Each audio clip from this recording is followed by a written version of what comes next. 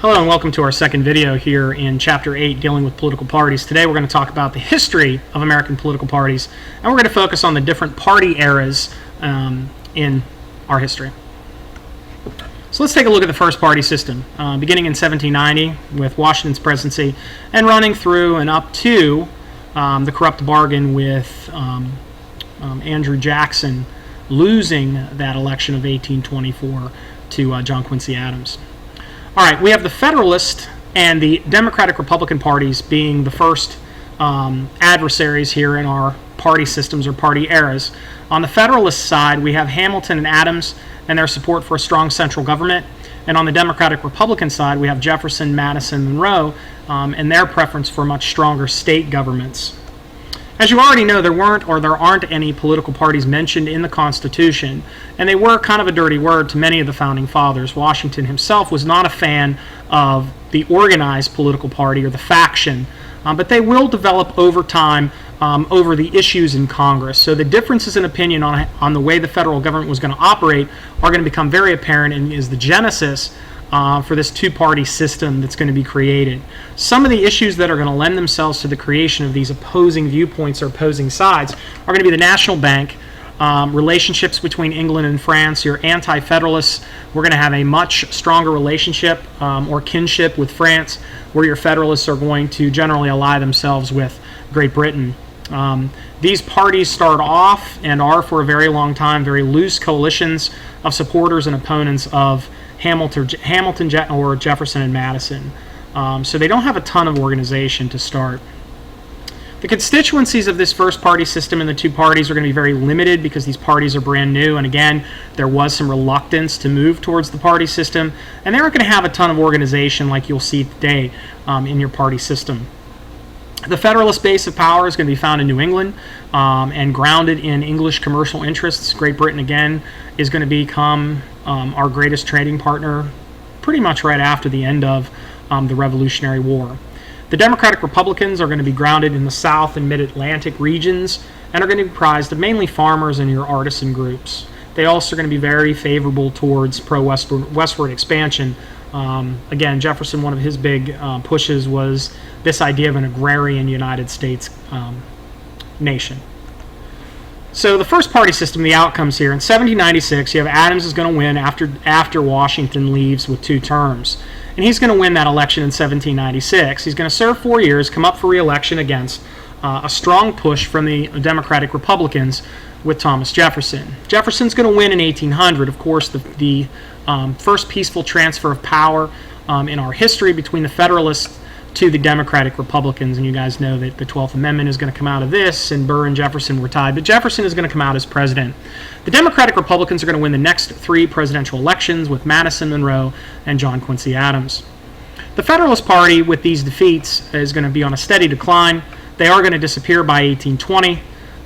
Policy disputes inside the party, a failure to kind of organize their own public support, and the fact that they ended up on the wrong side of the war, 1812, were all contributing factors in its demise. The second party system is going to rise in 1828 with the election of Andrew Jackson, and is going to continue all the way up until the Civil War period. And this is a period of Democratic dominance.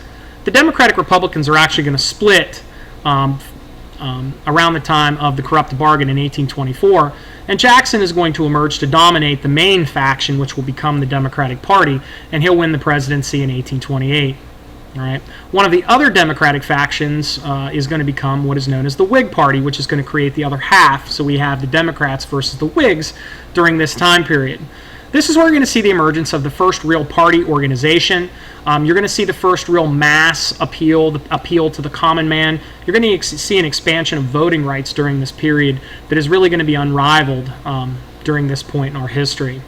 You're also going to see the first true professional politicians who are not just going to be men coming in, doing their public service and moving on, but men who are going to spend their lifetimes working in politics.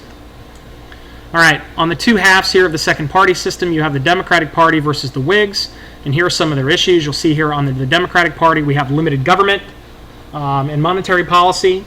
They are going to put forth Presidents Van Buren, Polk, Pierce, and Buchanan, and their congressional leaders are going to be pretty notable here with Calhoun and Van Buren. On the Whig side, their focus is going to be on economic development and reform, and they're going to also have a couple presidents during this period, but again, these are going to be pretty short-lived, with Harrison, Tyler, the first vice president to take over, Taylor, and Fillmore.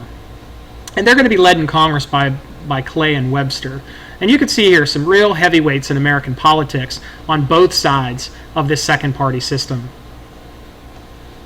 Constituency, the Democrats during this period of time are going to side with the small farmer, the frontier areas, foreign-born, and your Catholics. And on the other side, you have your Whigs. And on your Whig side, you're going to have your middle and upper class, you're going to have your native-born, and you're also going to have your evangelical Protestants. The second party system is going to end because of the failures of compromise over the issue of slavery. Sectionalism is really going to split these two major parties into different factions. You're going to see the rise of some new political parties during this time period: the Free Soilers, the Know Nothings, and the Whig Party is really going to disappear because of all of these issues. The third party system, or the third era of party dominance that emerges here, begins in 1860 and is going to run all the way until 1932. And you're going to see Republican dominance here, particularly with the presidency. This is going to cover the Civil War and the post-Civil War period. It's going to be an era of real business expansion. It's going to be the Industrial Revolution, the expansion of big business. This is the birth of the Republican Party that exists today. So you can see here the Democratic Party, the modern Democratic Party, begins with Andrew Jackson, and the modern Republican Party is really going to begin with Lincoln in 1860. Okay? They're going to cover different issues and constituencies of today's Republican Party, but the birth of those parties is going to begin now. The Republican Party is going to be a combination of Whigs, Northern Democrats, Free Soilers, and the Know Nothing Party. They're going to control the presidency first with Lincoln and then a series of Civil War heroes. The big issues the Republican Party is going to tackle during this period is going to be industrial growth, maintaining a high tariff, restricting labor, a much tighter gold or money policy, and continuing to give land and opportunity to the railroads as they work their way across the West. Presidents Hayes, Garfield, Arthur, and Harrison are going to highlight the control of the Republican Party over the presidency. On the Democratic side, this is going to be the party of the South, and they're not going to have a lot of luck with the presidency. Grover Cleveland's going to be the only Democratic president during this period, in addition to Wilson for a few terms. They're definitely going to be more competitive in leading Congress. All right. Over time, the Democrats will add urban immigrants to their constituency near the end of the century, all right, which is a pretty big move here as we move forward with the Democratic Party. Okay. The second round, or the later half of this period, is also going to be dominated by Republicans. And really it is kind of a continuation of their failure to realign themselves along class lines.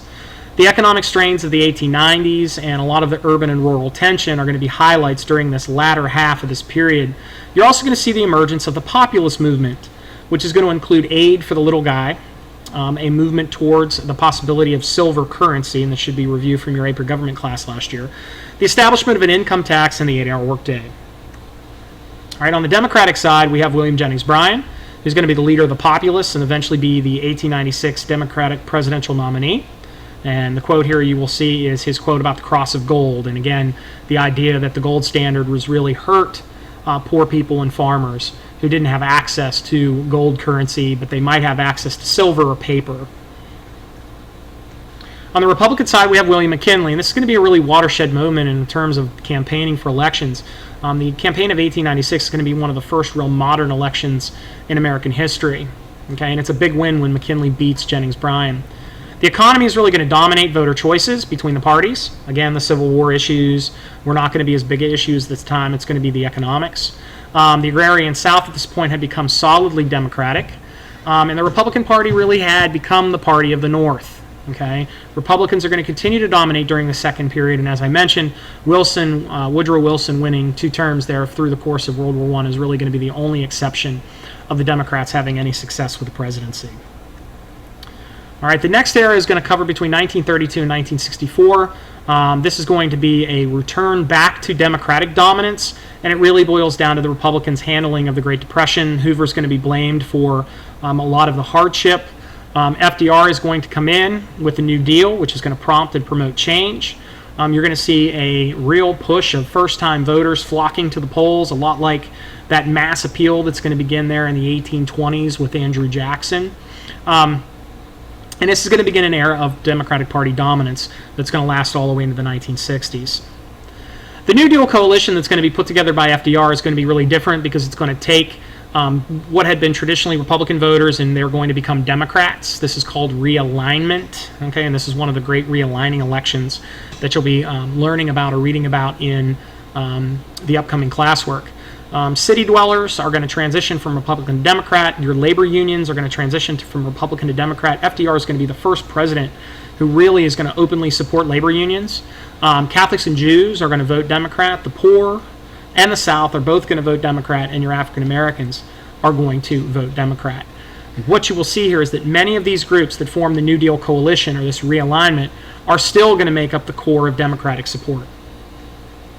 The final party era is going to be from 1968 to the president. To the president really isn't going to be characterized as a party era because what we found since 1968, we've had a real back and forth from party power to party power and the emergence of divided government. Nixon is going to begin in 1968 refocusing the Republican Party on the South, trying to win the Southern vote back using concepts like states' rights, law and order, and a very strong military. It's going to take time, and Nixon really isn't going to see it, but by the time we get to Reagan, you're going to see the South switch, and today the South is dominated by Republican politicians. Okay? This era of party dominance is going to bring in an era of divided government, and again, back and forth for many times. And again, for the first time in the 20th century, beginning with Nixon, you're going to see a divided government where Congress is going to be a different party than the president. All right, divided governments become common in states between governors and state legislatures. All right, and a question to ask yourself, is this pattern a result of party de-alignment? Are people moving away from those party tags? All right, thank you for joining me in our discussion, a very quick discussion of party history in the United States. We will be working with this idea of realignment and de-alignment in an upcoming class. Thank you.